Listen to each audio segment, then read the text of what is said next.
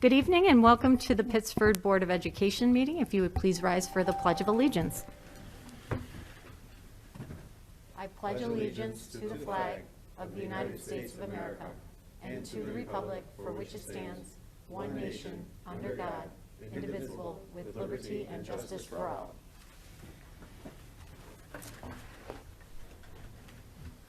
May I have an approval of the agenda, please? Thanks, Irene. Ted? Any edits? All in favor? Opposed? Motion carried. Before we begin the actual agenda this evening, I'd just like to take a moment to have a moment of reflection. The past year, our society has experienced drastic, unanticipated life changes and a tragic number of lives lost. As a society, we were awakened to the threat of a global pandemic, and we're continuously awakened by a deeply polarized nation. The loss of lives due to COVID-19 and the senseless recurrent racial acts of violence are a sullen reminder of the year we have endured. Tonight, we stand in solidarity with the Asian American community, and we stand against racist violence in all its forms.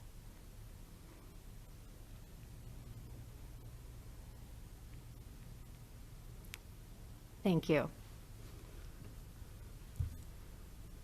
We are very pleased to introduce Barker Road Middle School's principal and vice principal who are here with us this evening. Welcome, Shayna. Thank you so much for being here, and thank you for the tour. Thank you. Thank you for having us.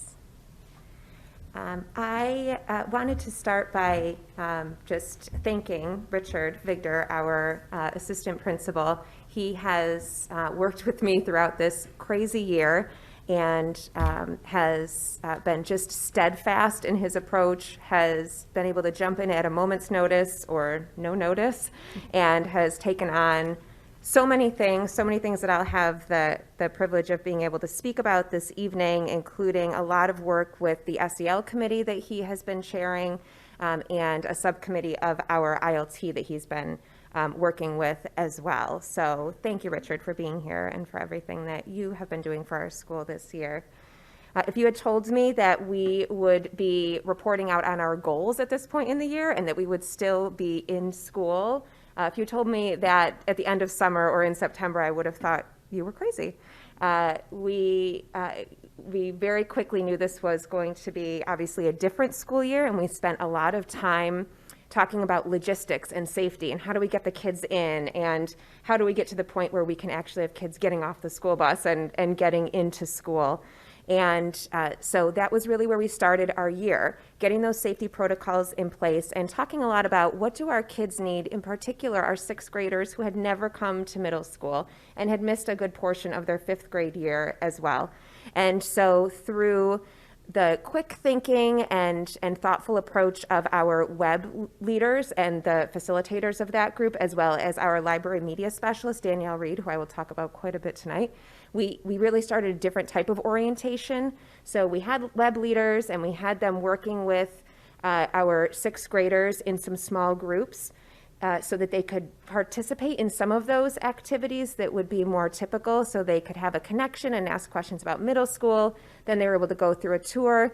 And then most importantly, we added in a 45-minute technology orientation for them that was led by our library media specialist. So all of our sixth graders walked into the year knowing how to check their email, go to the webpage for resources, and get into Teams. So that was really a game changer for our sixth grade teachers and for the kids coming in feeling like they knew that everyone had some foundational learning. And then again, Danielle Reed, through her brilliant work, we were able to have a one-to-one technology initiative this year. So every student was able to have one-to-one access to a laptop when they were in school. And so through a combination of students bringing devices that had been loaned to them through the district and really just counting out and understanding what our fleet was, we were able to just put these out in a different way, which involved a lot of work with putting those all back and disinfecting them and all of those things. And so we've been able to continue that, and that has changed the way that teachers are instructing. Kids are walking around with those laptops all day and using them in really great ways throughout their day. So that's where we thought we would have our focus this year, really about those logistical pieces and just about how do we get back to school.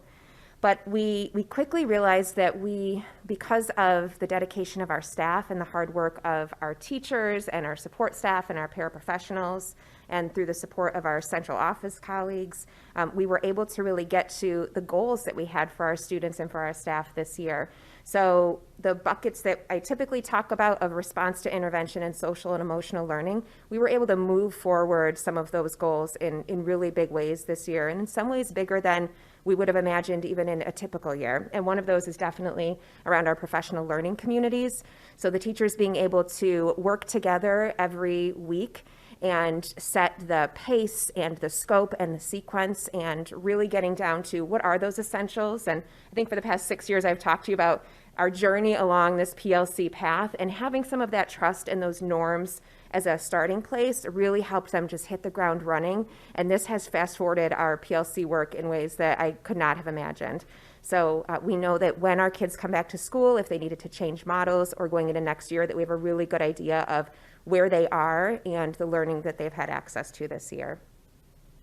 It was pretty early on that teachers became worried about the types of supports we could offer to students, because in this hybrid learning model, we don't have as much flexibility to pull a student in for lunch or have them after school as we might typically have. And so we started to get a little bit creative. We started with a virtual homework center. Our educational assistants were attached to each team, and we're able to meet with students after school virtually to be able to get on and help them one-on-one or in a very small group to be able to work through really specific assignments or things that they needed support with. And now we have started just a couple weeks ago having those occur in person. So teachers are working with the educational assistant to have students stay after school.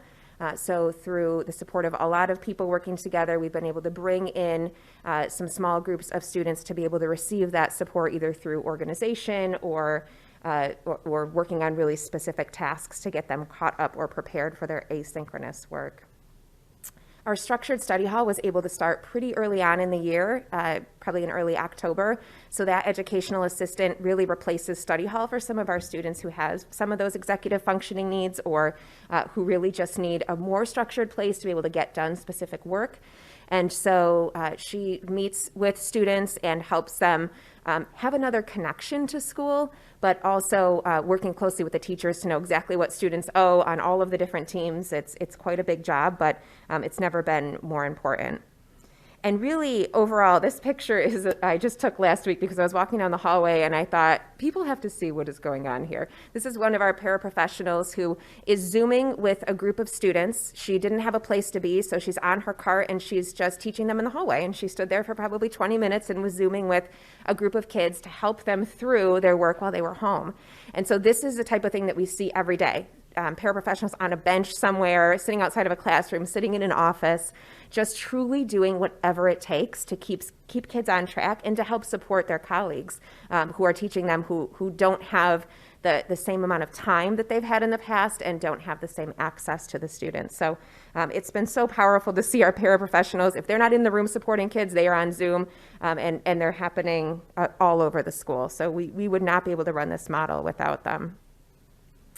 In terms of supporting our staff with response to intervention, I mentioned that Richard is running a subcommittee of our ILT, and they originally were just going to get together and look at what are some strategies and some supports we could put on our Barker Road staff page, our Teams page for teachers to access.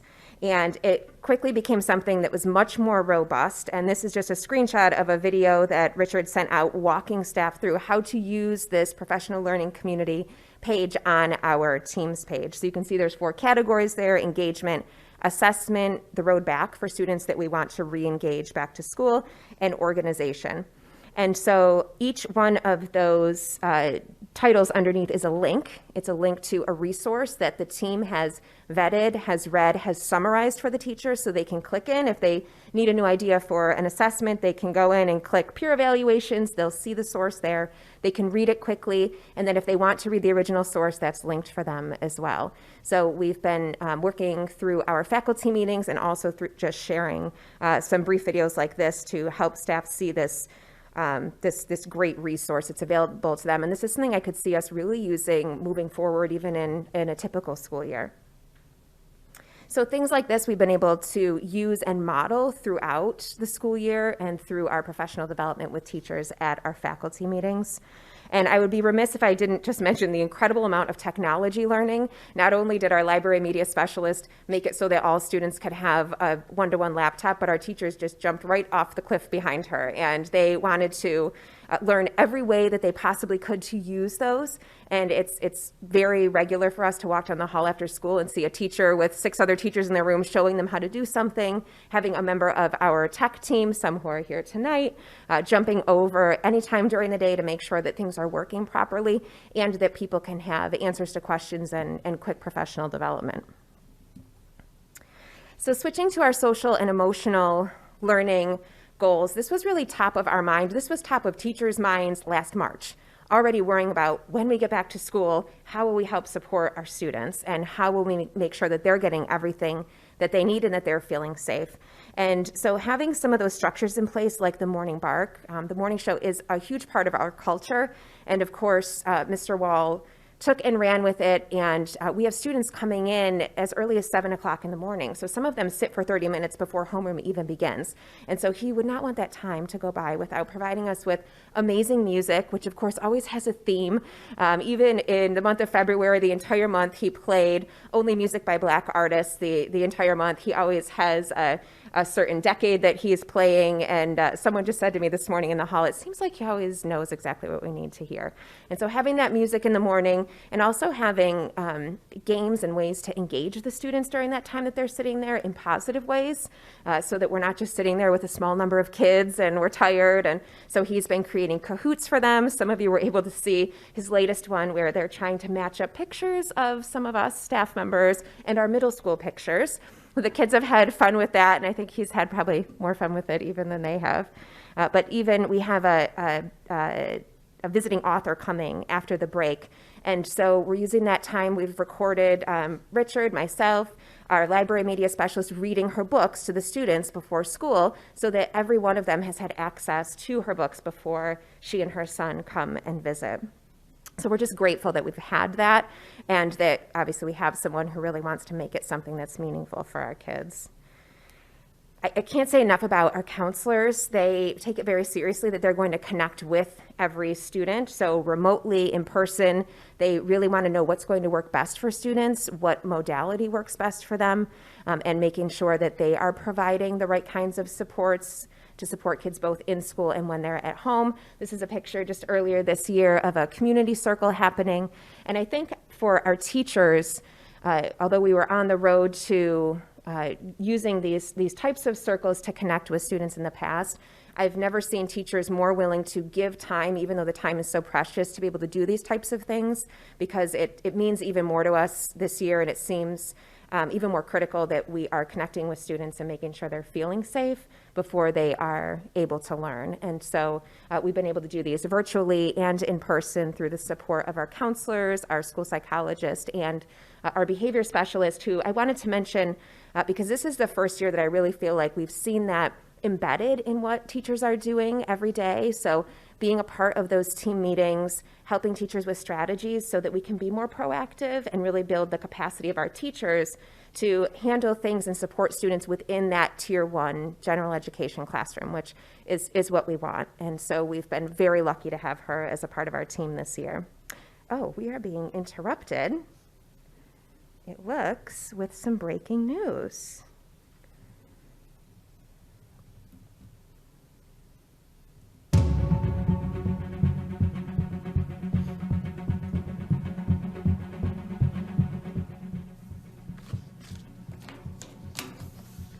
Breaking news. Listen up, Sherlocks and Clovers. This is your lucky day. The board complaint coffee cart is starting up again soon. For more information, let's connect with my agent in the field. Thank you, Paul. The Barker blend will be starting again on March 16th, just in time for St. Patrick's Day. Coffee cart hours are Tuesday, Thursday, and Friday from 8:15 to 9:30. The coffee cart will be outside of the main office. That's all for me. Back to you, Paul.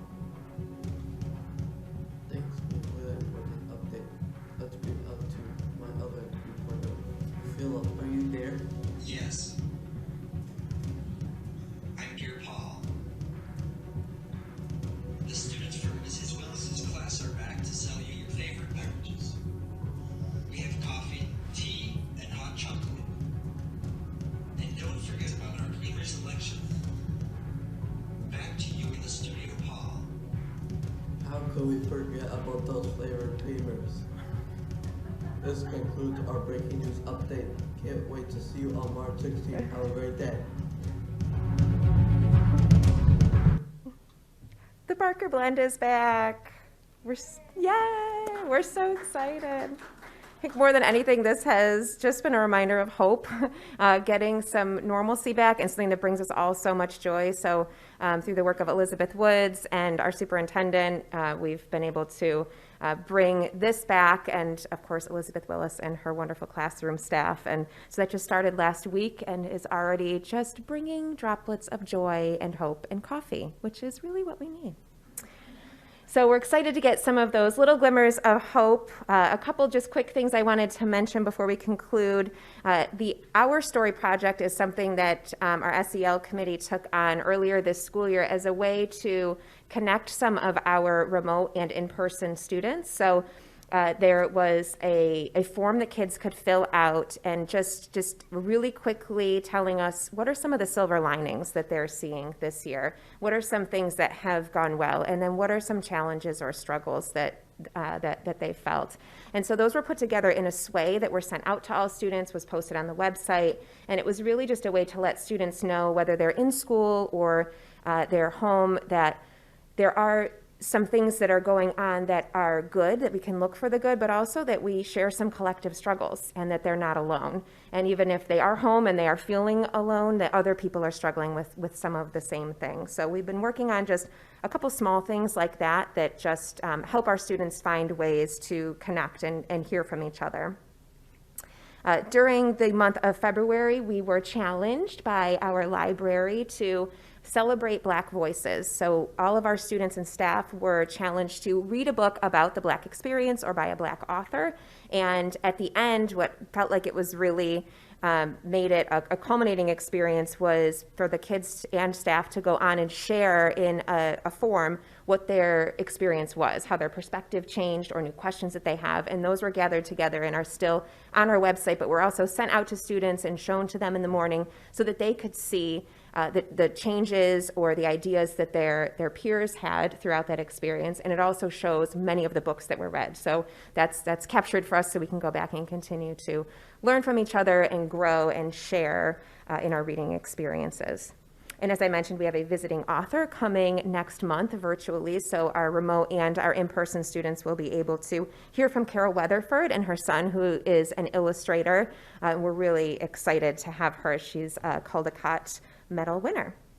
And then lastly, social and emotional learning around our students has always been very important to us, but this year we really wanted to have a focus on our staff. They have been working more than ever, thinking more than ever, taking on new challenges and being courageous. And I think one of the hardest things for our teachers is they hold themselves to such a very high standard that they never feel that they're doing enough. And so it can be hard to get them to recognize just the incredible job that they are doing every day and what they're providing for our students.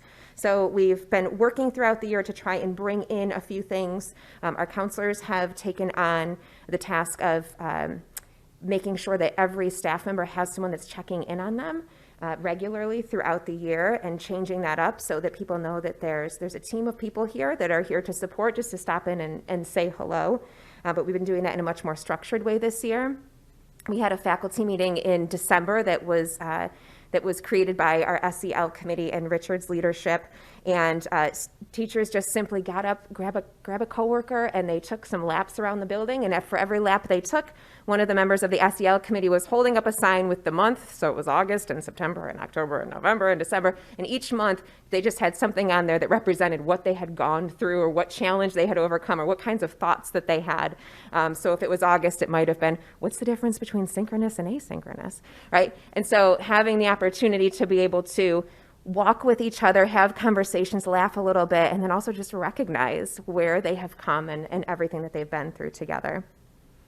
Some of you were able to see the Zen Den, so that came to us. One of our teachers said, "Oh, look at this article. This is really cool." Through help from our PTSA, we were able to outfit a room just to be able to be a place of Zen for teachers. And we felt like we kept telling people, take a breath, take a moment for yourself, but we wanted to have a place to show that this is something that's really important to us and that their mental health is important to us. So there is a place where they can go, take a minute with their thoughts or with no thoughts. There's some meditation in there and some guided thoughts in there to be able to help them if they're having a rough day or needing to take a moment for themselves. So one of the biggest things this year has been just the support of our parents. Our PTSA from the beginning of the year, they said, "How can we help you?" We said, "We could use some things for the Zen Den." And within a day, they said, we've got money. People have donated, all people just want to donate to help. So please, tell us what you need. They've brought in breakfast. Just last week, they brought in lunch. They've been bringing in snacks, not just a bowl of chocolates, but they come in with boxes and boxes of snacks, and it's not even teacher appreciation yet. So for our teachers, it means so much to know that our parents are appreciative and wanting to do these things that seem little, but they really raise people's spirits when they can just grab a bag of chips or a chocolate or not have to pack lunch for the day. So we've been very, very appreciative to them. We know that our teachers are holding a lot on themselves, and we want to be able to support them through this. And I think now we realize that there's really nothing that we can't take on as long as we continue to support each other and with the support of everyone from central office who has been amazing in answering crazy questions along the way, finding new ways to help us remove barriers, and certainly from the support of Mike, our superintendent, who has continued to challenge us and have us think outside of the box and outside of our comfort zones and continue to remind us of our purpose here and of what we're doing for kids every day. So we appreciate that, being able to continue to be really proud every day to put our heads down and know that we're working really hard to do the best we can to give kids the best possible experience. I think that's all that I have. Any questions? Does anyone have questions for Shayna? Shayna, I just can't thank you enough for your leadership, and everything that you're doing at Barker Road is just a clear example of the collaboration and continuous improvement and all of the things that we have learned through such a difficult year. And again, wonderful job this year. Thank you so much. The presentation was amazing. Thank you so much. Thanks for having me.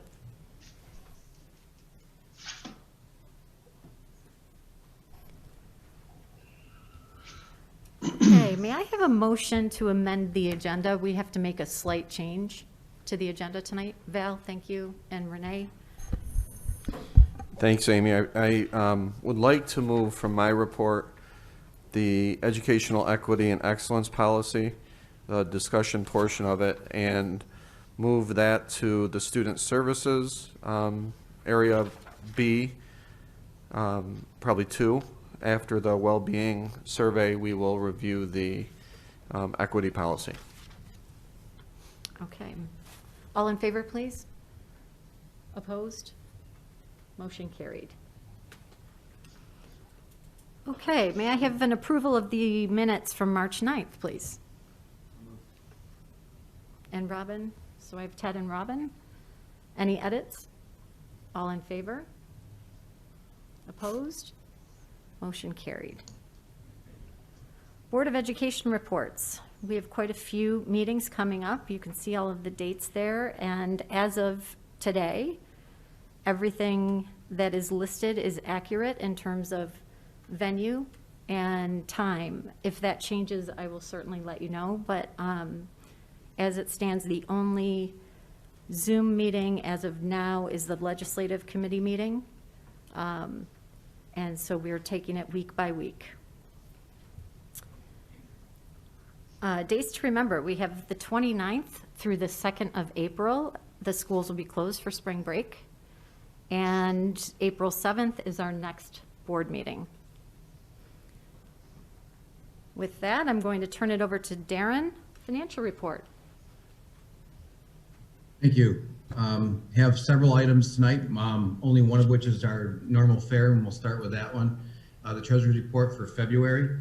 In February, we received our fourth quarter sales tax from the county, a little over $1.5 million. It's $56,000 less than the same point in time last year, or 3.5% less, which actually is, in my opinion, is good news, because if you'd talked to us a little less than a year ago when we were building the budget, some schools around us were estimating sales tax to drop off by 20 or 25%. So the local economy might be trending pretty well. Moving over to the school lunch fund for February, has been the case, and as you'll see in a little while later, our revenues are down about 58%, excuse me, and about 20% less on our expenditures, but we still had a deficit of $55,000, or so far for almost $450,000 for this point in time during the year. That's strictly a factor of less students per day in the buildings to participate in the program. So that's the treasurer's report. Thanks, Darren. May I have a motion, please? Thanks, Ted. And I have Pete. I can see you, Pete. Any questions? None. All in favor? Opposed? Motion carried. Thank you. Next is what we call reestablishment of the capital reserve. The first time we did a capital reserve was in 2005. We reestablished in 2011, and it's been 10 years, and we've put in almost as much of the maximum deposit amount. So it's time to do it again. We've done a number of projects through the capital reserve that's helped to reduce property taxes or prevent us from having to issue as much debt. What we were requesting to do, and we've worked with the attorney and the auditors on this, is to have a maximum amount deposited into the reserve of $42 million over a 10-year period, no more than 10 years. And the premise behind that was $25 million. And then the second part of the authorization that you're before you tonight is to take the 17 million that's in the current reserve and bring that into this new reserve. So it's 25 plus 17 for the 42. This will be on the ballot to go before the voters, because by law, the voters have to approve the establishment of a reserve. May I have a motion, please? Thanks, Val. And Irene, questions? All in favor? Opposed? Motion carried. Okay. Going back to our work session about a month ago, Brian Solinsky talked to you about, our architect talked to you about the building condition survey and the long-range facilities plan. In accordance with your board policy, any contract or agreement above $75,000 requires Board of Education approval. This is their proposal to perform the building condition survey that's required every 5 years to be submitted to New York State, and to update our long-range facilities plan, which will be used for future capital projects. May I have a motion? Thanks, Robin. Oh, Pete, any questions? All in favor? Oh, you have a question? Go ahead, Renee. Darren, as I was reading SEI's design group packet, there was just something that I didn't understand, and I was hoping you could explain it. And it's under building condition survey, and it's letter F, refer to, and I believe it's an acronym, AHERA, AHERA, data for integration into reports. Could you explain that? Yep, AHERA reports have to do with asbestos. So we are required every year to submit reports to the state as far as the status of any asbestos in the district. Bill Buell is our asbestos reporting officer. He does the inspections alongside the architect firm, and they submit the reports. And then one other quick question. Underneath that, it goes into explaining how there could be enhanced services. And this is the first time, I believe, since I've been on the board that I've experienced this. I'm just curious to know if we would go ahead and do any other enhanced services, or is that something that just comes up as needed as the building, as the individual buildings are inspected? That's depending on what they find. However, most of these items here, for example, the water testing, we do outside of this agreement, but they're just offering it as a service if we wanted to do it through them. Yep. But we are not contracting for it at this time. Okay. Thank you. Okay, all in favor? Opposed? Motion carried. Okay. Next is the State Environmental Quality Review, or SEEKRS, it's more commonly called. This has to do with what we're going to be looking at next as far as the capital, or what I call the mini capital project. You can see the scope there. And after working with the attorney that helped prepare this, this is just the board saying that this fits the criteria of a typical educational capital project, and that it does not require an environmental review. Okay, may I have a motion, please? Renee? And Ted, any questions? All in favor? Opposed? Motion carried. Next is kind of the exciting thing, or one of the more positive things over the last 12 months. The pandemic obviously slowed down our progress towards doing a large-scale project. However, things still need to be maintained. So the project team got together and we basically focused on three key areas: health and safety, preservation of facility, and efficiency and cost effectiveness. And we identified some things that are beyond useful life or are being problematic for us. So just like we just got done talking about the capital reserve, we plan on using, if the voters approve it in May, $6 million withdrawal from the capital reserve to fully fund this project. That'll cover almost all of our buildings with the exception of both of the middle schools. And that's just strictly a matter of, for aid purposes, they are better suited for the large project or a larger project in the next year or so. If you want further detail, I can go into the weeds on the scope if you like. Okay, may I have a motion, please? Thanks, Ted. Do I have another hand? Second. Robin? Any questions? Yeah, I have a question on the LED lighting. Do we get any rebates back on that lighting portion? I had a hard time understanding, but I think you're asking about rebates, was that correct? Yes, that's correct. Yes, we've already in the process, Mr. Beardsley is already in the process of filing the paperwork with RG&E for rebates on that. We're also looking into NYSERDA and other programs. Any other questions?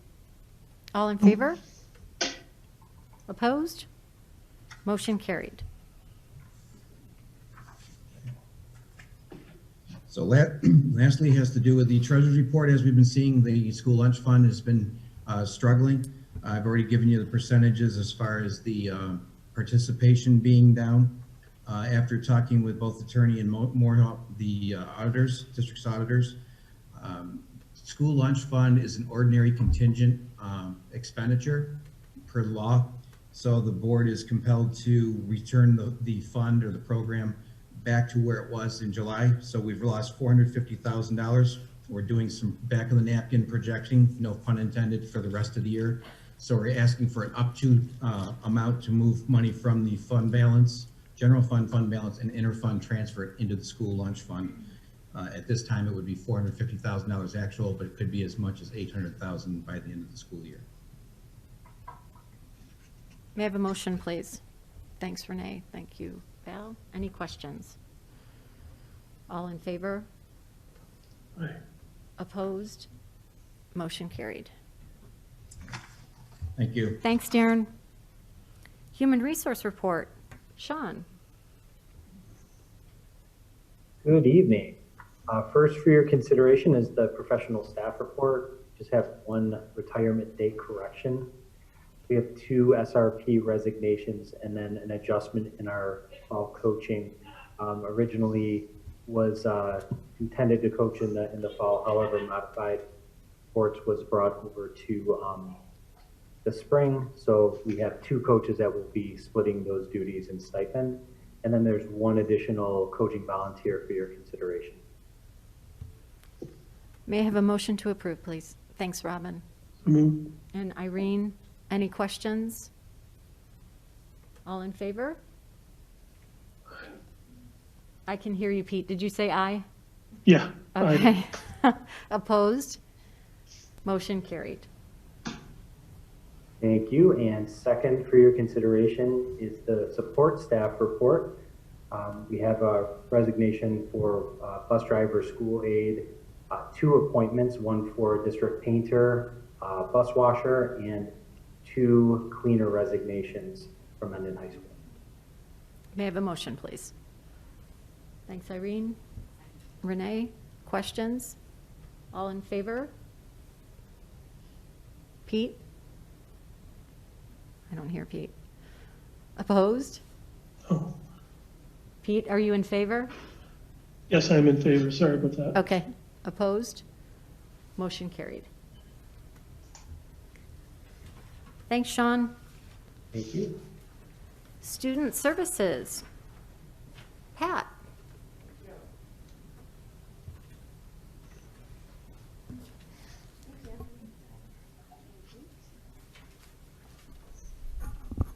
Thank you very much. We appreciate the opportunity to share with you tonight the results of our check-in survey that we completed in January.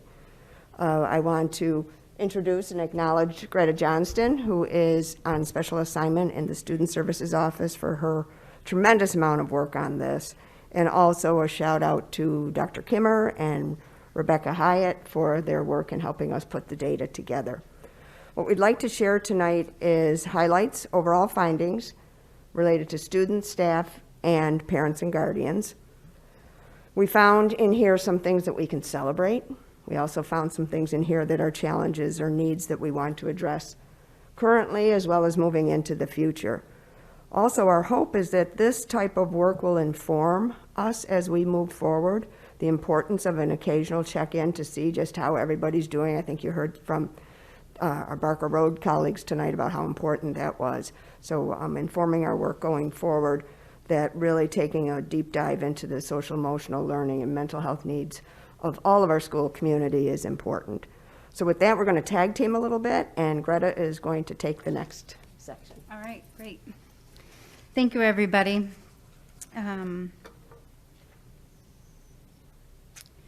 Survey questions and the design was developed with the support of our mental health staff, district administrators, and our community partners, so thank you. Although the survey is not perfect, we believe that this is a valuable tool which will generate information to be used by the district and respective buildings to provide targeted interventions for our students, staff, and families. Looking at some of our demographic information, the survey for students was for all secondary students, grades 6 through 12. The student survey was administered during homeroom or English class over a week. Of 3,200 students in grades 6 through 12, a little over 2,300 students completed the brief survey, completing it on average in about 8 minutes, yielding a response rate of 72%. We're quite proud of this fact. Moving on to our staff response rate, the yellow bar there. This survey was provided via email, as well as printed copies as needed and distributed to all staff, including educators, support staff, food service, transportation, and maintenance. There are approximately 1,170 possible staff in our district who had the opportunity to complete the staff, and of those, 504 responded, yielding a response rate of approximately 43%. The middle graph there is our parent and guardian survey. This survey was distributed to all households of our student population in Pittsford, K-12, and they were asked to complete one survey per child in their home. So they were asked a series of questions, then it was asked, do you have another child you'd like to answer for? If they hit yes. So I'd like to thank our data team for compiling all of that data for households of upwards of 1 to 7 children in our district. 1,859 parents responded to the survey, and that is a total of 2,914 children with a response rate of almost 30%. Taking a closer look at each of our stakeholder groups. So first we'll look at our student stakeholder group. So again, these were secondary students, grades 6 through 12. we inquired about a variety of feelings from our students that they may have been experiencing during the time of the survey, which was about the third week in January. Overall, you can see the red line down the center to sort of separate this graph and the next slide are somewhat confusing. There's a lot of information here. But on the left-hand side of these more positive feelings, if you look at the first 3 bar graphs, the majority of our students reported feeling happy, hopeful about the future, and feeling well supported. So thank you to our staff and parents for your support of our students. Of some significance related to the possible barriers to our students' successes overall, you can look more towards the right-hand side. And of particular note are the bar graph that says anxious and worried. So to what extent do these emotions have you felt over the past 2 weeks? There's a larger increase. Now you want to look towards the top where students would acknowledge they're feeling extremely anxious or worried at 15%. And we've noticed this as a national trend, and we're seeing it in our district as well.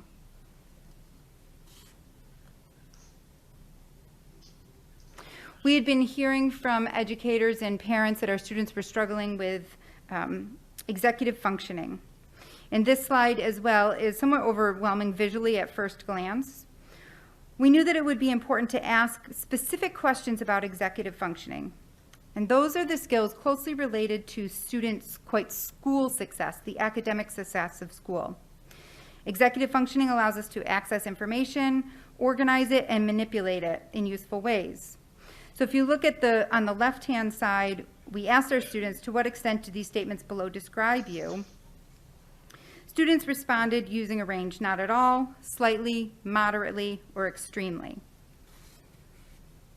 The majority of our secondary students believe that from their perspective, they're able to organize their schoolwork, sustain attention, focus, engage in class discussions, and complete work independently. Towards the middle of the graph here, as we hypothesized, the 2 middle bars indicate that students are better able to focus when in school rather than attempting to do schoolwork from home. So that is the difference between the 7% of feeling distracted at school versus 25% feeling extremely distracted while at home. The last bar graph on the right-hand side is something I'd like to draw your attention to. As you can see, we asked students, are you able to shut off your brain at night? And again, looking at from the bottom, not at all, slightly, moderately in the yellow, and the red at 18%, almost 20% of our students acknowledge that they are not able to shut their brain off at night. And when we looked at the numbers, that's almost 500 students out of our secondary kids.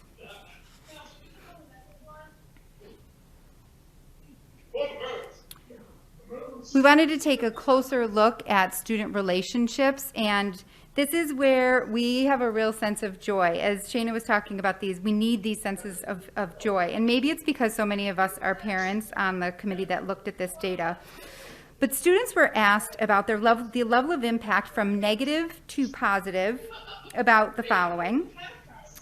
And we were pleased to report that overwhelmingly secondary students feel that the relationships with their siblings on the left and then their parents have been positively or very positively impacted since September.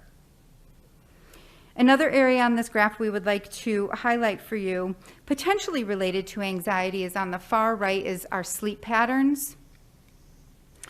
And that 56% of our students feel as though their sleep patterns have been negatively to very negatively impacted during this time.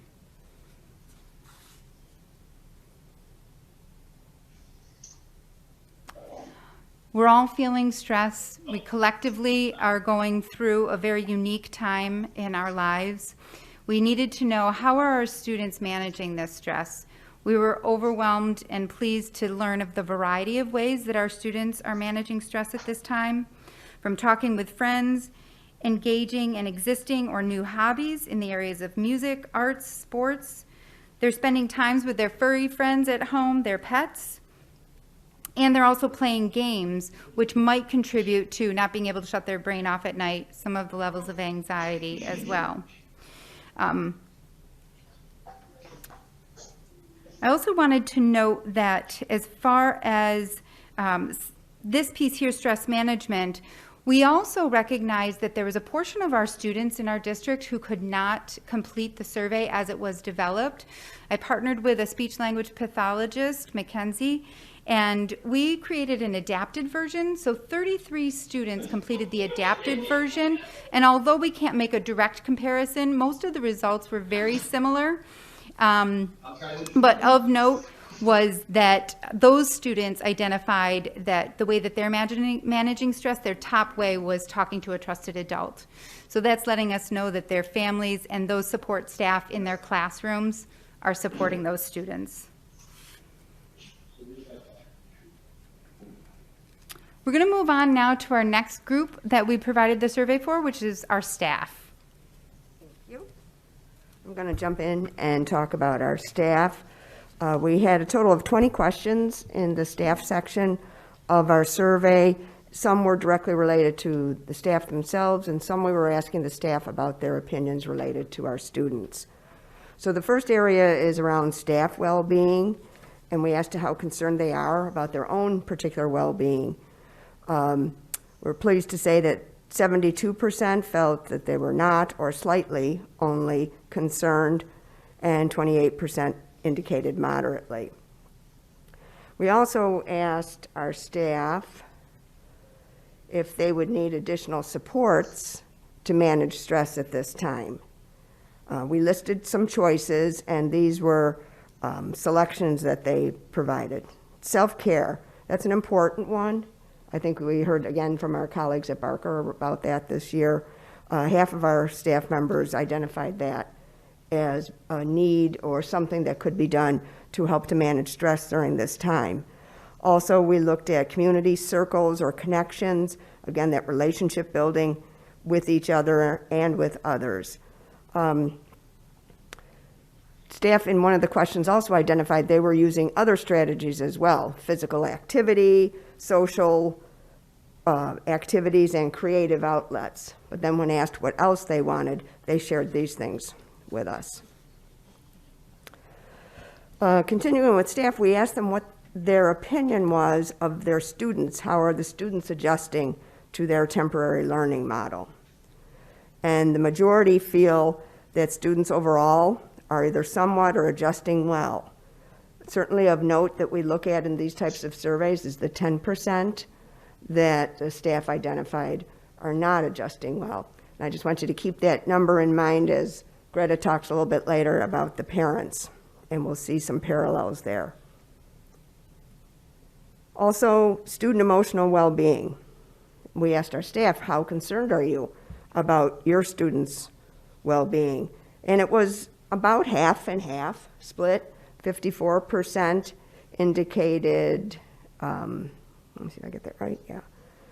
54% indicated moderately or extremely concerned, and 46% had slightly or not concerned. So we do know there's both sides to this coin in terms of the concerns that staff had about the students. When looking at professional learning for staff, we listed some activities that they could choose from, a variety of activities, and these were the 4 top topics that they shared. Embedding fun and engaging activities into the work, increase student engagement, building resiliency in their students' emotional health, and also supporting students to build and maintain relationships. These are a couple of common themes that are going through our survey results. We also asked the same question of staff. What do they think their students need that they're not currently receiving? These were writing questions. We coded the responses to try to come up with buckets that would be able to be looked at in a more holistic way. So the highest area was connections with peers, and then more school contact, which of course have relationships to each other, and then additional mental health supports beyond what they're already receiving. Okay, time for parents. All right. Looking at our last group, our stakeholder group, thinking about our parents, guardians, our household caregivers of the students that are in our care. Here we see that the majority of parents who responded indicate that their child has adjusted to the hybrid schedule or remote learning, temporary learning model. We heard informally around this time that although there was, of course, some students who required more intensive supports for executive functioning, mental health needs, that kids at this point in January were getting their stride and that they were making it work.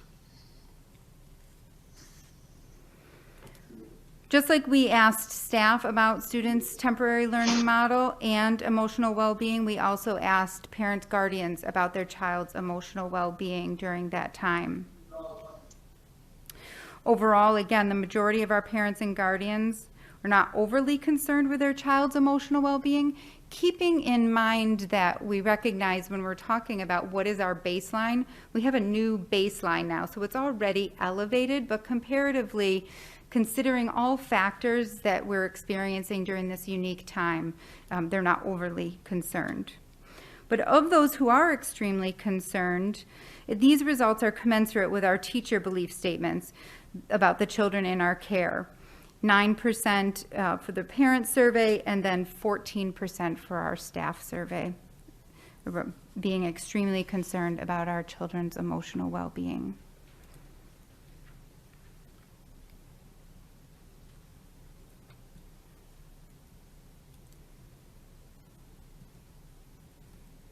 Sorry, it's not clicking.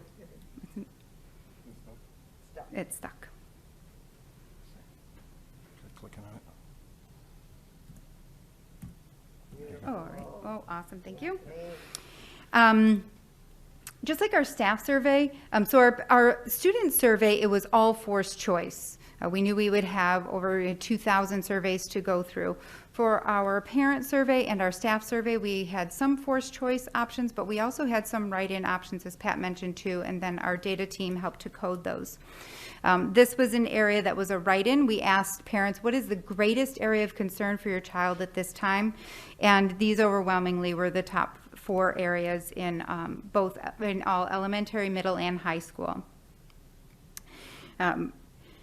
Parents are concerned about child socialization, both in and outside of school, potential learning gaps, and you'll see there it's highest at the high school level.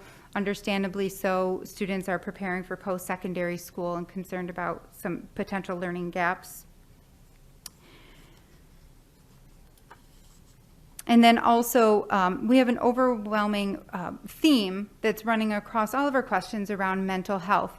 Some of the mental health are related to finding specific resources, some additional check-ins, but this is an area of concern for our parents, as well as structure. And what parents indicated for structure, it was school structure, regular sleep patterns, screen time, right? So all of our equilibrium is off because of the pandemic. So they're just looking forward to getting back to some normalcy and some overall structure in their family lives.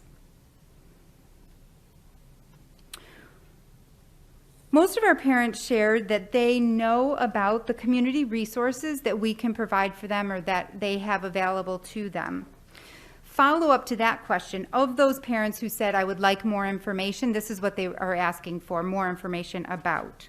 They're looking for additional information related to coping strategies, related to anxiety, another common theme throughout many of our responses. More social opportunities, both in and outside of school for their children.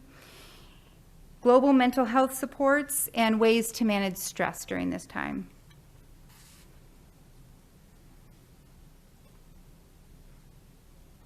Finally, parents were thoughtful and open when asked about additional ways that the district could help either their child and or their family. Another common theme that is running throughout our responses is opening schools, adding more days, having further connections with kids, preferably away from a computer and getting some real contact time, adding extracurricular activities back into the schedule, mental health supports, outreach, reaching out to those who are hurting greatly, and also additional communication from the district as appropriate.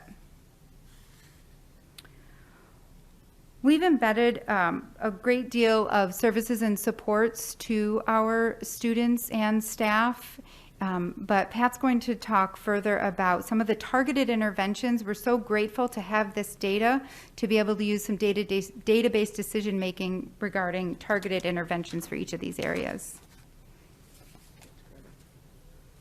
So I'm sure you've picked up on some of the themes that we found in here, and it's not surprising to us as we all participate in this time of our school lives. But we identified in general themes for students some information around sleep hygiene, anxiety, and screen time. Those are what the students themselves told us. The adults, staff, and parents and guardians told us that students need increased peer interactions, extracurricular, and more school time.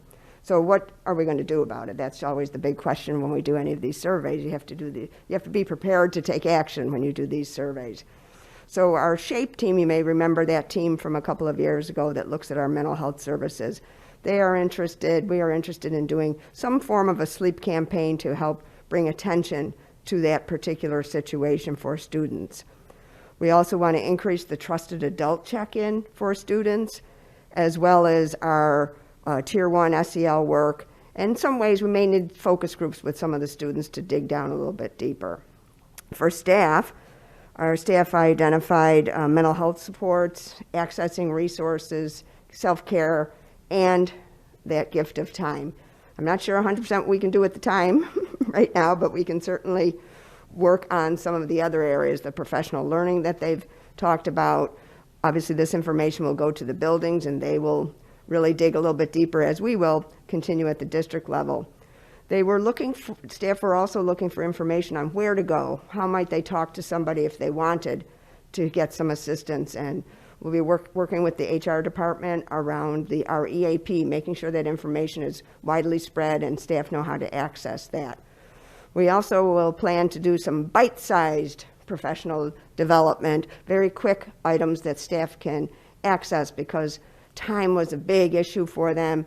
And even though you may want to go and learn about something that's a self-care, if you don't feel like you have the time, it's not going to benefit you. So we're going to try to get a little creative on some of that.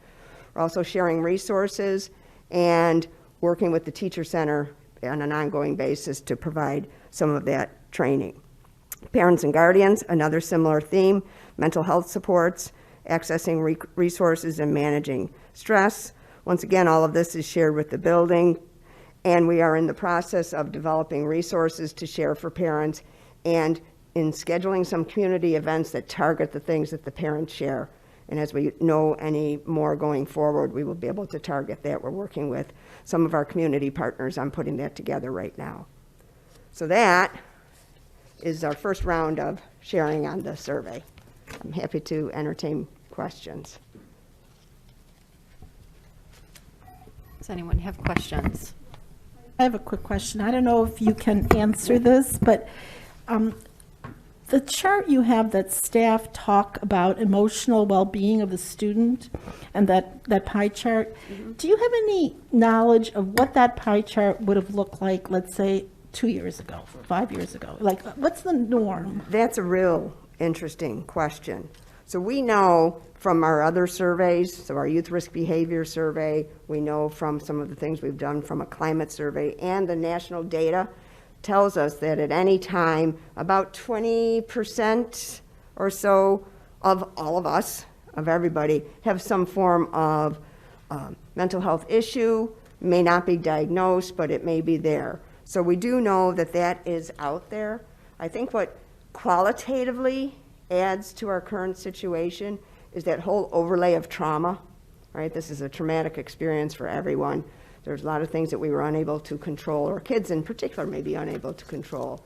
So that whole overlay over that, not only will the data indicate we're concerned about our kids, it may just be another different type of concern than that overall anxiety. The anxiety and the worry seem pervasive in terms of the student responses. And we know about that percent of our students have that as a condition or a piece of their lives. But this seems to just add that other element to it, makes it a little bit more intense. Pat, real quick, the parent guardian support for a child and family where the district can further support, those buckets there, that was optional write-in information, those were not Yes. forced responses. And just to make sure I understood, the numbers there, like the 183, 69, 46, that's based not on the parent number of 1859, but if they had multiple children, so that's based on the 2914 is the max responses. I'm sorry, I didn't hear that, Ted. The 2914, the total responses where parents had multiple children? Yes. 'Cause Yeah. I would answer that Yep. to their children. Yep. That's Okay. correct, to 2914. Thank Right. you. One other quick question, Pat. As we move forward going into next school year, how are we going to monitor kind of the progress from where we are from January until September? What our hope is that that's exactly what we want to do.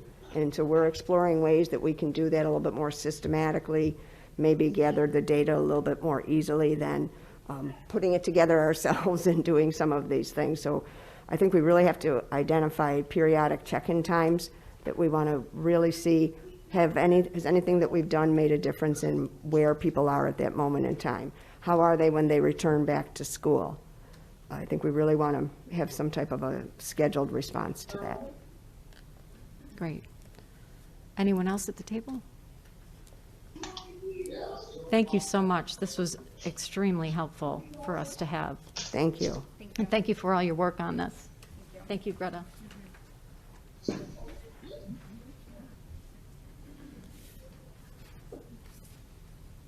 Certainly very honored to present this draft policy to the board. And I want to just very briefly share information about the committee and the process that we used to come to you tonight.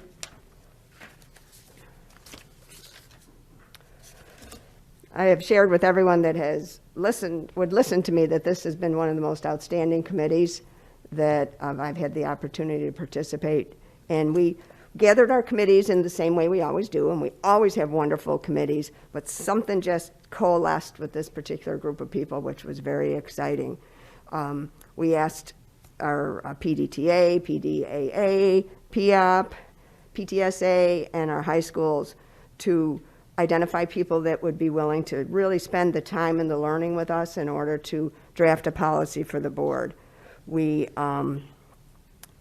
commitment that was here was outstanding. The willingness to be vulnerable and to learn and to hear each other speak has been just really a terrific group of people. It was a thoughtful approach.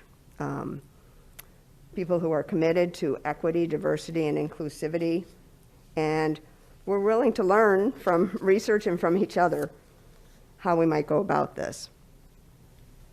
And I think some of those folks may be in the audience on our Zoom, so I want to do a thank you to them as well this way. So actually we started looking at this BC before COVID, and like everything else was delayed a little bit, and then we got back the energy starting in October to really dive deeply into this. We used each meeting time as an opportunity to do an opening exercise that really allowed us to focus our minds on the task at hand, as well as to build understanding about what is a policy, what is equity, how will we go about doing this work. We also did a lot of research.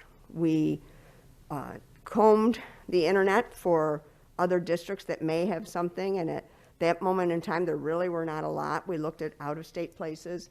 I know more is happening now, which is very exciting.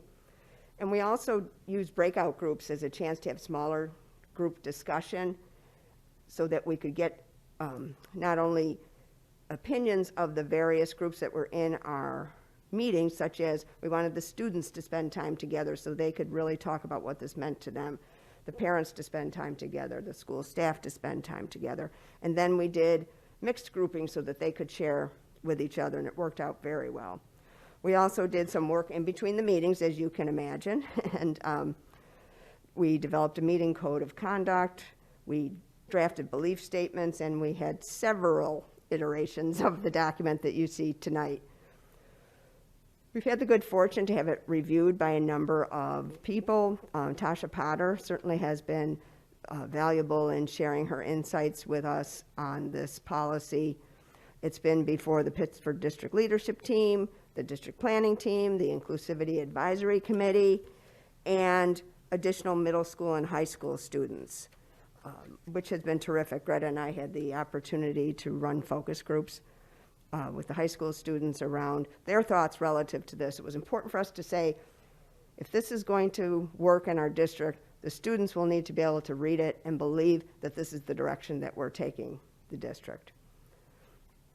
So I just wanted to summarize for you that we worked diligently to make this happen, a lot of work in the meetings, outside of the meetings, and with purposeful work to make sure there was equal voices for everyone there.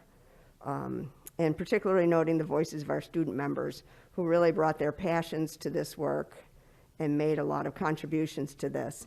In one of our middle schools, some of the feedback we got back was a quote that said something to the effect that, "We are so happy that you recognize that this needs to be done, and we appreciate your work on it." And that was from some of our middle school students. So I think that's very rewarding. What you have before you is a draft of the policy. We've identified some beliefs that will drive this work. We've talked about an action plan that we're recommending, as well as a method of implementation and monitoring of the work. So I know it's a first reading, so if you have questions, I'm sure you'll reach out and we can take care of those for you. Thank you, Pat. Thank you. I do want to acknowledge all of the work that you've put into this, because it really was an enormous undertaking, and we truly appreciate you doing it. I think having student voice at the table was so important in this initial phase. So I can't thank all of you enough that served on this committee.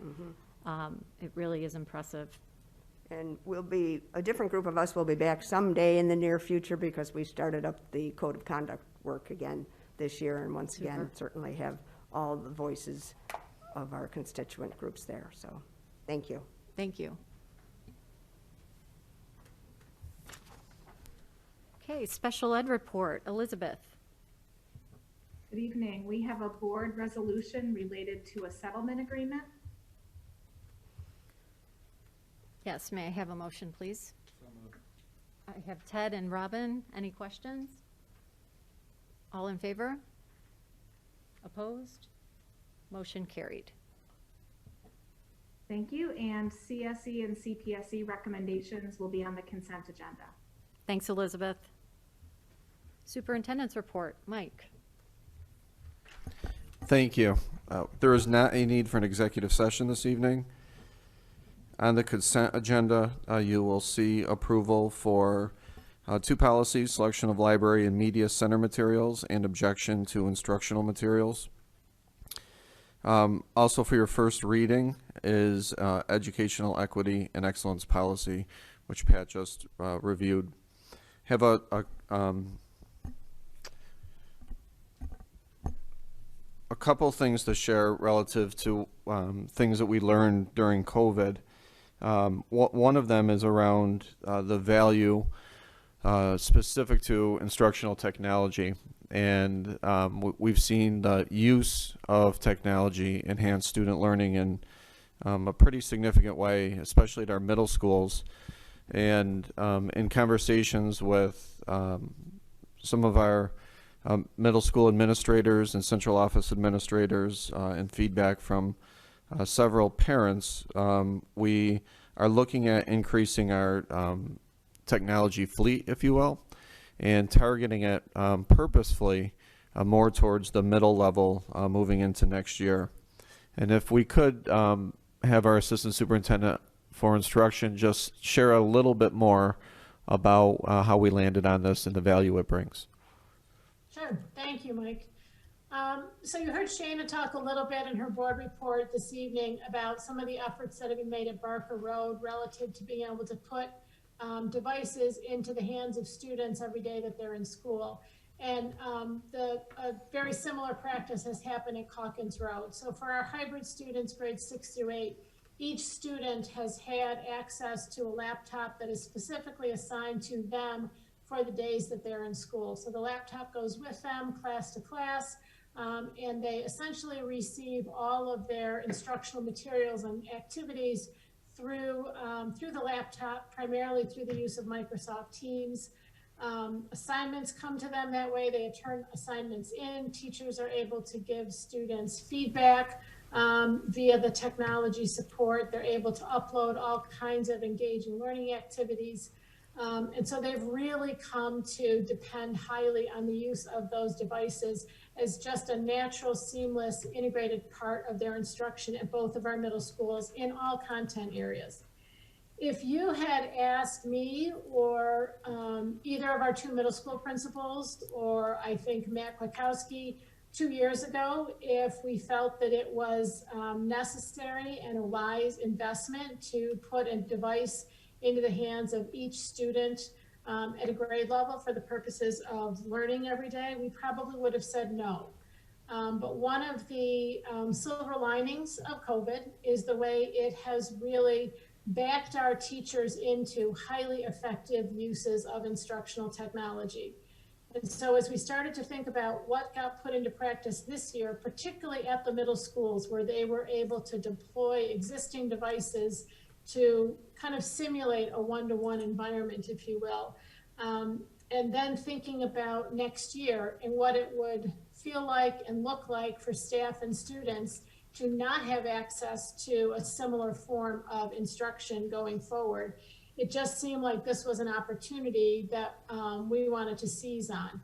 And in my perspective, one of the reasons that the time is right now, particularly at the middle level grades, is because of all the learning our teachers have invested in over the last year to learn how to use these tools effectively. This is beginning to go well beyond just using a laptop in place of a pad of paper and a pen, and really beginning to change the way teachers are viewing instruction. So being able to capture on that momentum and the good work that teachers have done seems really important right now. And it also seems important to the students who have come to use those devices in a very smart, and I have to say very responsible way for all of their instruction this year. So we're recommending and we're hoping that we're able to provide students, actually grades 6 through 9, with an experience next year that would allow them to have access to their own device, both in school, and that they would be able to take it home with them every day so that they could continue their schoolwork at home on that device. Ninth graders have had that experience. Next year's ninth graders will have had that experience this year as 8th graders. Our 9th grade classes, if you think about classes at the high school, there were some questions about mixed grade level in classes, and would it be a hurdle to have some kids with the device and some kids with not. But when we stepped back and looked at the number of classes at our high schools that actually are populated almost entirely by 9th graders, it seemed that this was a good step in at that place too. So if you think about English 9, Global History 9, Algebra 1 at the high school, Earth Science at the high school, those classes are all just about 100% 9th graders. And then you extend to the level 2 languages are mostly 9th graders, and then even courses like DDP, Studio Art, et cetera. So there's a really solid core of classes and therefore teachers that we can be focusing on this effort at the high school should we be able to move the initiative up into the 9th grade next year as well. Thank you, Melanie. And Darren, can you just briefly review the impact this would have on our budget? Well, it depends on how you implement it. You could either, similar to what we did with full day K implementation, build it into the budget on the expenditure side and then fund it with a withdrawal from the technology reserve. You could do it as a separate proposition. We would like to use the funding from the Smart Schools Bond Act to get the money back, so to speak. The only problem with the Smart Schools Bond Act money is the district has to upfront the money and buy the equipment first. Thank you. And this is one of the reasons why we have reserve accounts, and looking at our technology reserve account to purchase this equipment would have zero impact on your taxes. Thank you, Melanie. Thank you, Darren. Greatly appreciated all of that work. A few other things I'd like to share with the community. First, I'd like to thank everyone for the level of responsiveness to the surveys that were sent out on Friday. In addition to the survey, I received a lot of feedback outside of the survey. So my email triggered quite a few emails back with opinions and questions. And I want to share with you the wide range of feedback that I received. I'm just going to share a few samples from emails to help the community understand the different perspectives that are out there.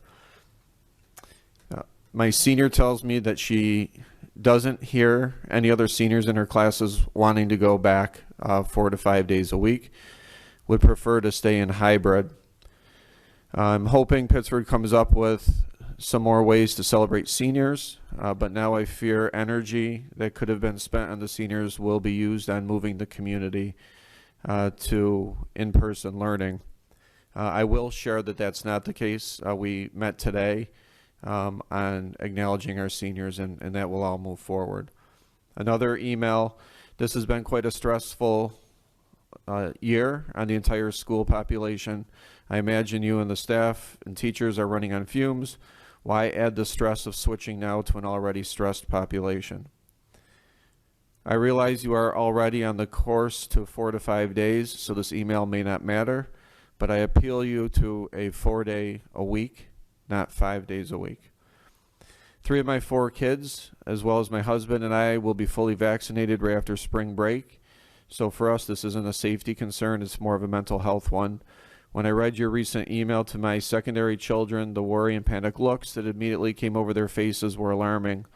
We talked this through, and they expressed that the year has felt so overwhelming to them in many ways, but that downtime that's been worked into the hybrid schedule has allowed them to feel calm and in control. They would prefer to finish the year in hybrid. I support them. However, we'll support and move forward with whatever decision the district makes. We are all in favor of opening up the schools 5 days per week. We are certain that this can be done safely with appropriate social distancing and protocols. We would also be in favor of allowing seniors and juniors to leave the school during lunch hours, thereby minimizing overcrowding in the lunch area. Another email, forcing an 18-year-old back to full-time is going to stink for us. I'm changing some of the verbiage. I first want to thank you for all you've done. This is from a student. It has been amazing to see such a responsive school administration that's dedicated to its students. I received news on Friday that Pittsford might possibly be opening in the 4th quarter, and I think it's important to have a student's perspective.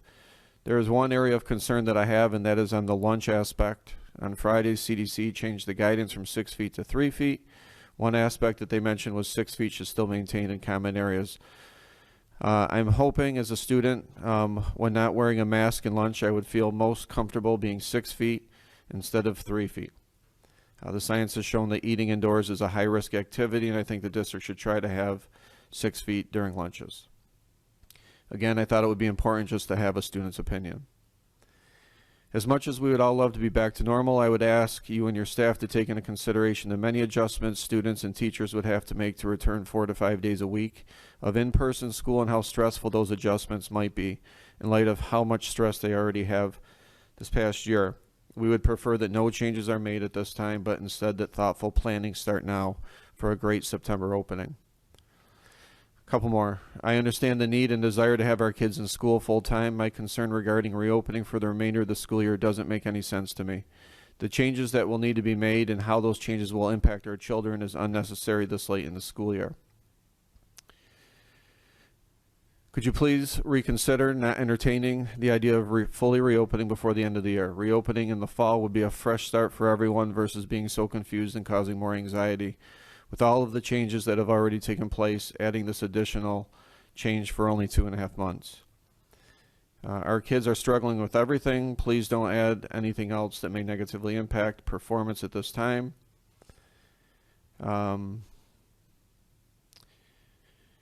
While we wait for the leadership encouraged to do your jobs, children are suffering. You have been informed of the suicides, attempted suicides, mounting teen cases of anxiety, depression, eating disorders, self-harming, and teen pregnancy across districts, all likely to worsen with spring around the corner. Students need the routine, socialization, education, guidance, and mentoring that our district provides.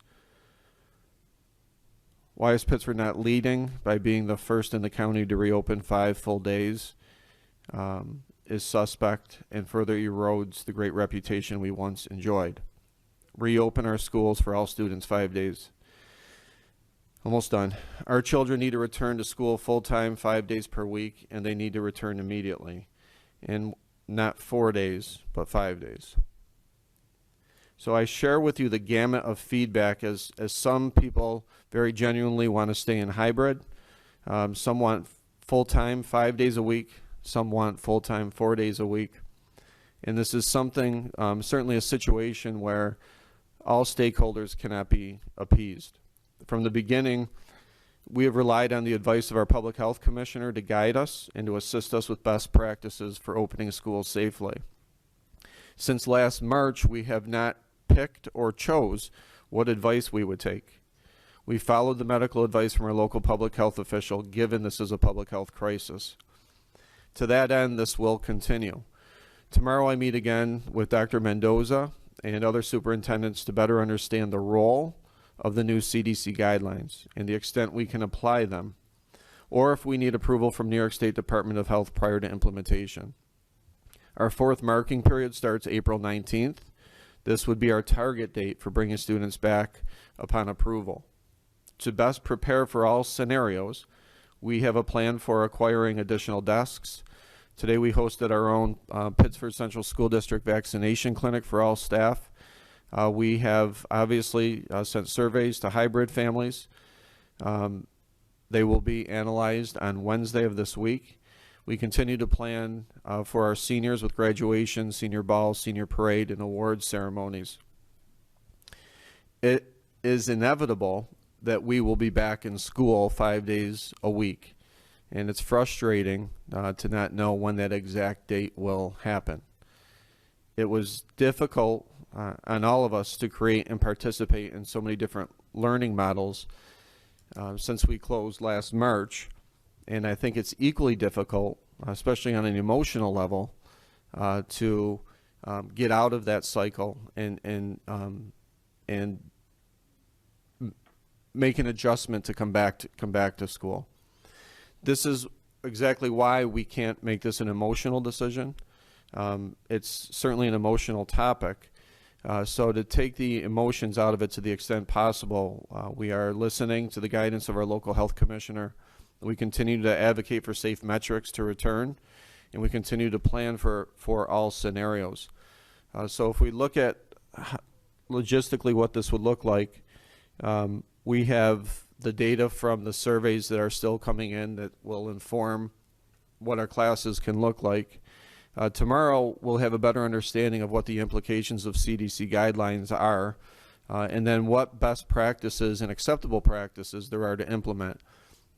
That conversation will help us look at creating our reopening plan, knowing that it's more likely to be approved if we're able to look at the best practices and acceptable practices per the CDC guidelines. Tomorrow, after that meeting, I have another meeting with our scenario planning committee that has met since last March. This group will assist in building that plan that's the safest and most likely to be approved for us. So we have a lot of work that we're prepared to do. We all do want to reopen, and we want to make sure that it's done safely. We are not changing our tune as far as the role guidance and safety plays. But I think that the biggest difference is that there's a change that's a real positive change that's happening, especially with our society getting a little bit closer every day to herd immunity, making us all feel a little bit more safe, and the science showing that. So with that, I'm not sure if there's any questions here about where we're heading or how we're doing that. Okay, thank you. Thanks, Mike. May I have a motion to approve the consent agenda? Thanks, Irene. Renee? All in favor?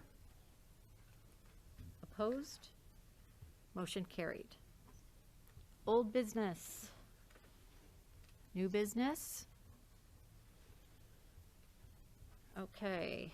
Public comment. So the Board of Education offers this time for those wishing to express public opinion or comments. When addressing the board, you'll need to identify yourself on your Zoom profile prior to entering the public comment session.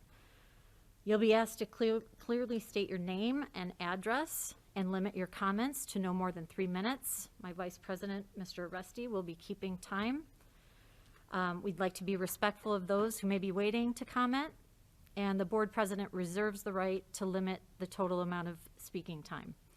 A reminder that the Board of Education meeting is conducted in public and a constructive atmosphere. It's not a public forum. We welcome comments and our input, and the board and superintendent will take such comments and input under advisement. In an effort to avoid repetitiveness, if you're attending with other residents with similar input, we ask that you assign one person to address the board and superintendent. Thank you. So my question has been about timing and vaccinations. Because those that are 16 and over have been proven in studies that they react or can react as severely to COVID as adults, and all the teachers have had, based on the email, an opportunity to get vaccinations, but at least for my son, who's 16, not eligible currently. He feels very comfortable with going back to school full time, but not without the vaccination. He's currently hybrid, and the possibility of going remote just to kind of, tide over the time seems like a punishment, because he's going to have to drop a lot of classes, it sounds like, and he's also signed up to take a couple AP classes or AP exams. And so my question, I guess it's two questions. One, has the district lobbied New York State to try to get its oldest learners eligible for the vaccine as soon as possible at all? If so, why not? But also, in terms of the start date, I guess maybe that has already been answered. First day of the quarter sounds like it's the day, but with AP exams taking all month of May, switching to a different model, I can see being very detrimental to stress, anxiety, academics, kind of the whole gamut. How does the district plan on taking care of all that? Thank you. Mike, do you want to?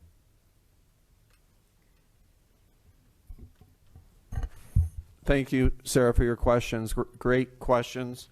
As far as the vaccinations are concerned, I probably do not see the vaccinations getting to the school-age children until the summer, is my sense. And I just think that the hierarchy of that decision-making at the state level is based on the high-risk population first, and the amount of vaccinations available. So I think that's where we're going to land with 16 and above or 15 and above, while studies continue for younger students. As far as coming back to school from hybrid to full-time, I 100% agree with anyone that feels either excited and has no care, and I 100% agree with the emotions of people that feel a sense of trepidation of coming back. The emotions are all over the board, but I would say that we would only come back if we felt it was safe, which is why working with our public health commissioner is so important and what the best practices are. So we've had 0 transmission to date, knock on wood, in our schools. We've done an amazing job keeping our kids safe, and we think that we would only open if we felt that would continue. Specific to APs, I think that was your last question. We're looking at just about a month from now that we would be at that 4th quarter marking point. And tomorrow, APs are on our agenda to discuss for students that will need support if they go remote between the time we officially make this split and when APs would happen. So more information to come specific to the APs. Thank you, Sarah. Thank you. Thank you. Hello? Hello, Emma? Yes, hi. If I could have your address, please? My address? Yes. 14 Buchanan Road. I'm sorry, 14 what? 14 Buchanan Road. Okay. Go ahead. So thank you for letting me speak. I'm Emma Smith. I'm a senior at Pittsford Mendon High School. I just wanted to ask, what are your thoughts for students who rely on the hybrid plan academically and mentally now? I've heard concerns from fellow peers.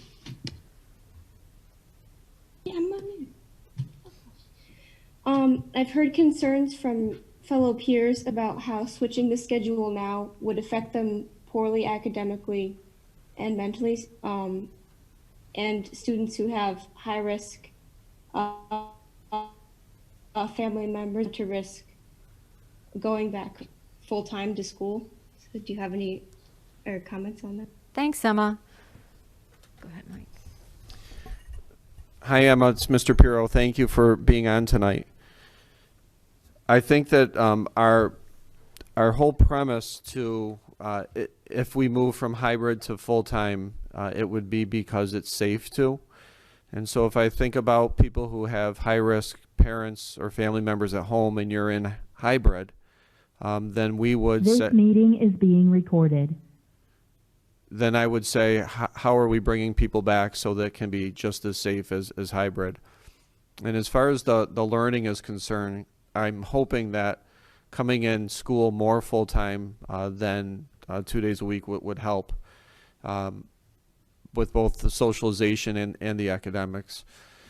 But I would assure you this, is that if we come back full-time, it would be because the data is telling us that it would be safe to. Thank you for calling in, Emma. Thanks, Emma. Hi, Kelly. Hi, I'm Kelly Govan. I'm at 10 Concord Drive. I just wanted to make a couple comments about a switch from hybrid to full-time. I have a couple of concerns. The first is I was concerned to see a survey that gave no option to remain in a hybrid model. My concerns were that my students are happy in a hybrid model and are anxious about returning to a full-time model. One, they are having lots of academic success. They are able to socialize with their friends. They have found ways to do that, and they have found ways to make their schedule work for them. Your survey talked about sleep issues in students, and this hybrid model solves some of that for my kids. They're able to sleep in on days that they don't have to come in and attend class in person. And that's one of the things that's important for teenagers, having that ability to get a little bit more morning sleep. A lot of the studies have shown that. We went round and round a couple of years ago when we wanted to move the start times earlier about sleep in teenagers. And this is one of those silver linings about this pandemic, getting those teenagers a little bit more of sleep in the morning. The other thing that I've seen, and so one of the silver linings I've told my colleagues about a lot here, is that these hybrid models have taught our kids some of the really important college readiness skills. A lot of the research on college readiness talks about metacognitive skills that we don't measure really well in K-12 education, things like time management and independence, and skills that we don't see often, where they have to build their own schedules, where they have to make decisions about what work gets done at what times, things that are really, really important skills for being successful in college, and things that this hybrid model requires kids to master. We talked about executive functioning in some of the surveys that you've administered, and those are those skills that they have to be good at in order to transition well to the college setting, and things that I see my kids doing really, really well because of these hybrid models. And I would really like them to be able to continue to show mastery in those areas, and having them return to the classroom full-time doesn't give them the opportunity to flex those muscles and continue to show those skills, especially those senior students who are going to have to do this next year and are giving them that transition time in the rest of the school year. We have an opportunity to really show kids that we trust them to take charge of their own educations and finish out this school year strong. Kelly, thank you. Returning to Thank you. 5 days a week doesn't give them the ability to show that we trust them to do these things. Thank you so much for your input. Mike, did you want to? Kelly, I would just say all great points, and thank you for the input. Thank you. Yep. Thank you very much. 39 McCord Woods Drive. Okay, go ahead. So I'm just going to make this quick. I just wanted to share with the board this bit of math. So from September to April in the hybrid model, our middle and high school students have had 54 days of in-person education. If you were to return them to full-time after April 19th, between April 19th and the end of the school year, the students would have 44 days of in-person education.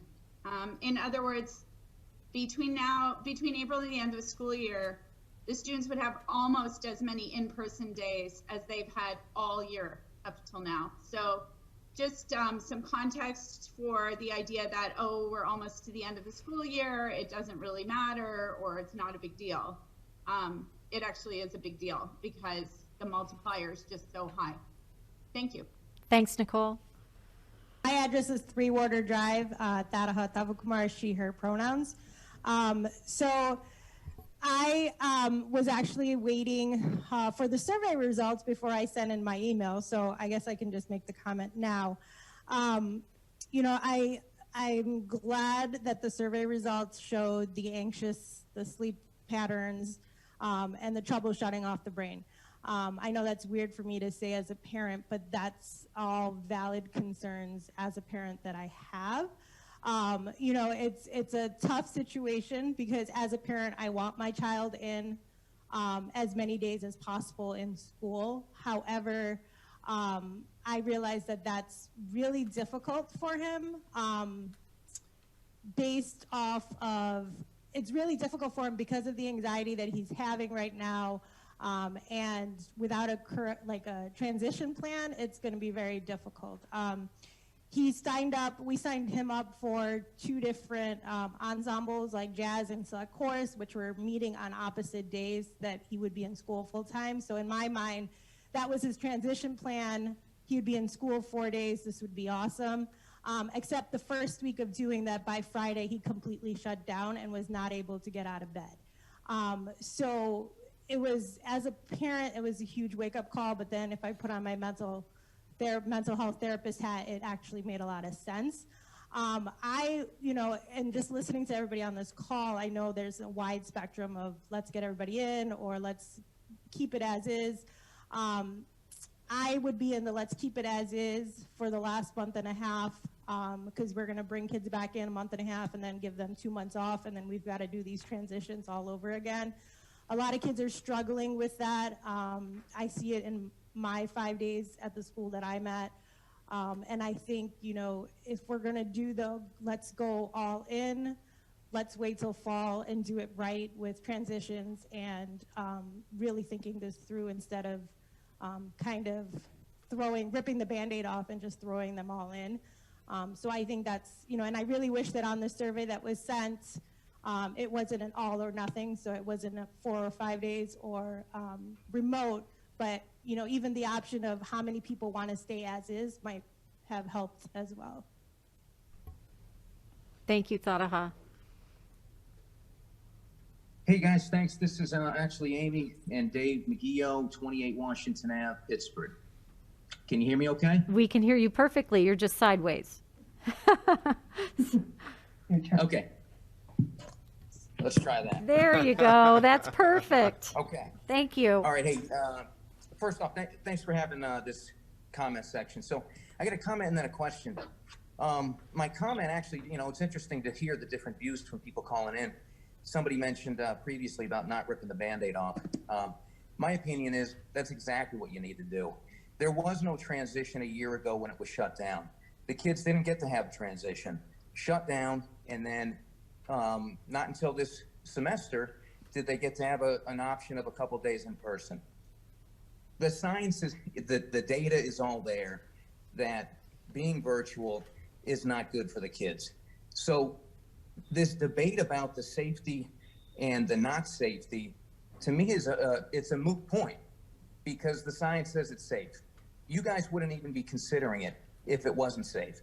To me, the people that feel unsafe about this and the students, this is exactly what they need to realize that it's okay to go back out into the world.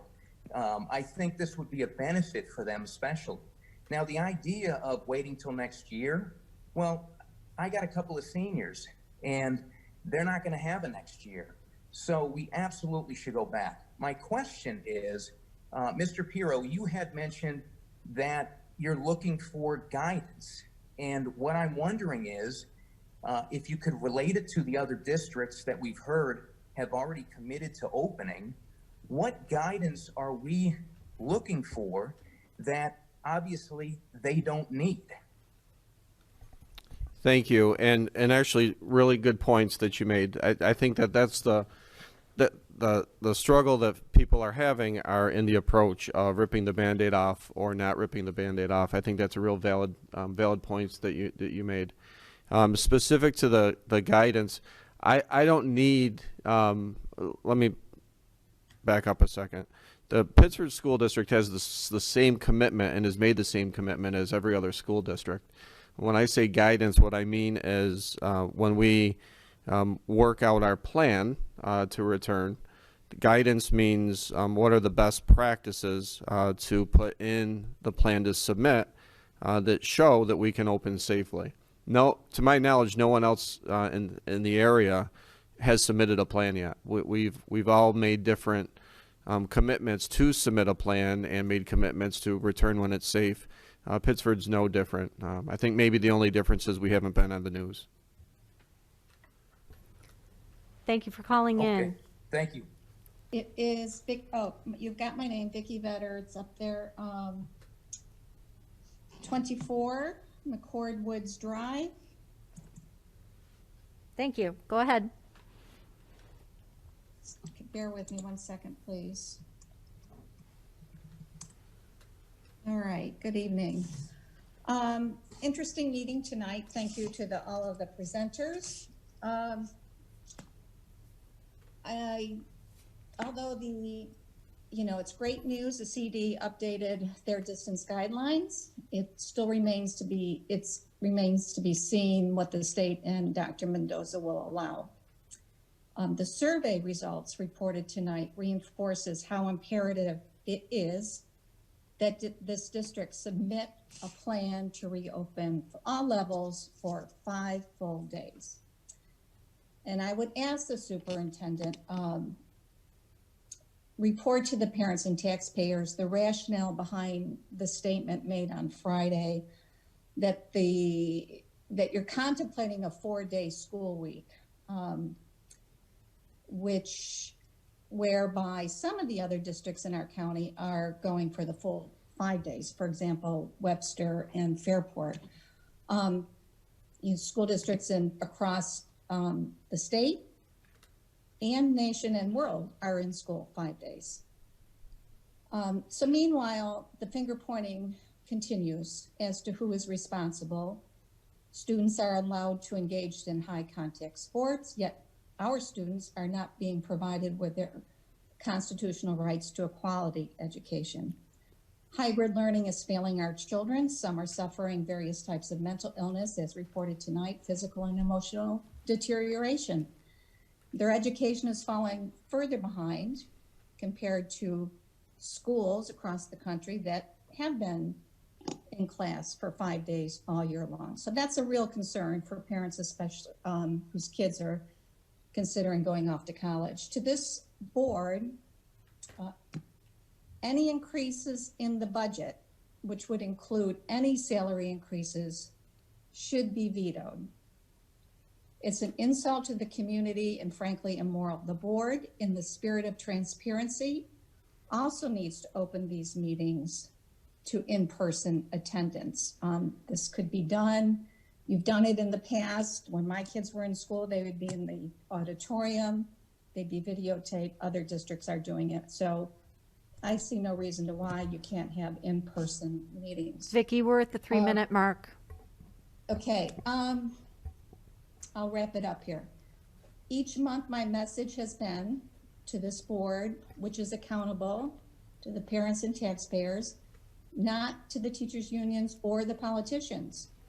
We need to be fiscally conservative with no tax cuts and children in school learning for the full 5 days. Thank you, Vicki. Well, last thought, if services and safety can be provided 4 days a week, it can be provided for 5. Thank you. So again, I would ask Mike, would you comment as to why you're contemplating a 4-day versus the full 5 days and what is driving that thought? Thank you. Sure. Quickly, Vicki, I would just share that the specificity in the email wasn't necessarily there because there's information still that we need to process. I'm not sure what exactly it's going to entail as we interpret the CDC guidelines internally that may make us commit to 4 days versus 5 days. The districts that you mentioned, I'm not 100% sure that you're accurate, that they're starting out with 5 days. So it allows a window for conversation around what's the value added for each. Is there a transition period from one to the other? Are there any unanticipated things that we're not thinking about that will come to light over the next 2 days as we roll out our plan for reopening in a safe way? Thank you, Well, Vicki. Vicki, you have exceeded your time frame. We're moving on. Hello? Hi, if you could just state your address, please. Yes, hi. 1919 Calkins Road. My name is Dr. Clayton Baker. Hello to everybody. Good evening. To the board members, I'm a Pittsford parent and a practicing physician. I feel compelled to make a couple of very important and urgent requests of the board tonight. Our children need to return to school full-time 5 days per week, and they need to return immediately. Not 4 or 5 days as is currently being floated, and not on some nebulous schedule that may not come to pass. Secondly, I'd like to say that school board meetings need to return to in-person. The difficulty that almost every single person who's trying to speak to you tonight is having just shows what a problem this remote setting is and how it is blocking the public from being able to comment and interact with you effectively. I would be absolutely embarrassed if I was in your shoes trying to tell one person after another how to get this system, which is clearly not ready for prime time, working. It's silly. And we need to get back to in-person. You can do it in an auditorium. You can do the Zoom simultaneously if you need to. The technology's there. It erodes your credibility with the public when they have to fight like this to speak to you. Secondly, I would say that if you want metrics about, key metrics was mentioned, here's a key metric for you. There have been 0 deaths due to COVID in the last year under the age of 30 in Monroe County. No children, nobody under 30. Kids don't die of this disease. The kids are safe. That's a fact. Mendoza danced around that fact when he had to testify to the legislature. That's how dishonest he is, but that's the truth. The second thing is that no teachers have died of COVID in New York State that have caught it from a student. Nobody. I don't think there's a case in the United States. If you can find one, you can show it to us, but I don't think there is one. I've looked hard for them. The schools are safe. They're safe all over the country. Stop telling us that this is a safety issue. It's not. As the other gentleman said earlier, if the schools were unsafe, you wouldn't even be dreaming of opening them. You know they're safe. We know they're safe. Okay, so we need to get them open. You are undermining the confidence that this community has in you and in this school district by playing games with us. It has to end. Our children are suicidal. Our children are suicidal. Okay? Open the schools, get the children back to school, do it soon, stop playing games. Thank you for your time. Thank you, Clayton. If anyone is watching this, or if you know of any children that are suicidal or are feeling suicidal, please reach out to a health professional, reach out to the school so we can get the proper medical support that's needed. Not something to wait and see if it gets better or not. And so when I hear someone mention that students are suicidal or kids are, we need to know who they are. And parents, if you need any support relative to that, please reach out to the school, any school building, any trusted adult in the district, or certainly reach out to my office. Thank you. Hi, Alicia. If you could just unmute and state your address, please. There you go. Hi, 184 West Bloomfield Road. Thank you. Go ahead. Oh, okay. Hi, my name is Alicia Doherty. I have 10 children with special needs. I submitted surveys for 8 of my children that are school age with IEPs. I'm not sure if they had the highest number was a family with 7 kids. But anyways, my comment question is, this model is not working for children with special needs. They are on Zooms from 8 a.m. until 3:30 p.m. in order to meet their therapeutic needs of counseling, OT, speech, everything. And then they still have to do like 2 hours of asynchronous work at night. When as a community are we going to be less concerned with, wanting our kids to maybe sleep in a couple of days a week and more concerned with things like my child's learning to not talk anymore because he's not having his services full time?